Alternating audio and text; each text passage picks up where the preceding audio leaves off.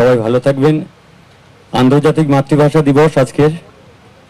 বাংলা ভাষার জন্য অসংখ্য মানুষ প্রাণ দিয়েছিলেন এবং আজকের এই দিনটাকে প্রতিষ্ঠা করেছে গোটা বিশ্বের ময়দানে।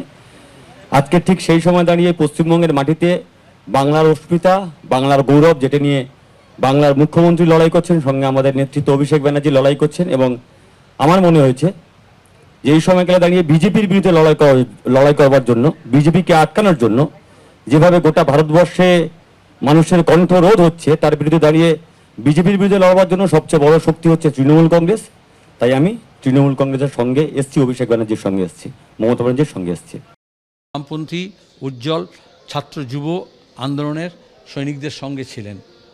তখন তার যে উজ্জ্বল্য ছিল, এখন কয়লা, বালি, খাদান, চাকরি চুরি, বিদেশে টাকা পাচার, এবং যারা ওই ডায়মন্ড হারবার কেন্দ্রে গোটা দেশের মধ্যে সবচেয়ে বেশি সন্ত্রাস এবং লুটের রাজত্ব, ভোট লুট, অর্থ লুটের এবং আক্রমণ করা, ঘর ছাড়া করা, তার শিকার সেও হয়েছিল। তাই সেখানে যদি কেউ যোগ দেয়, সে ব্যাপারে আমার লিস্ট ইন্টারেস্টেড।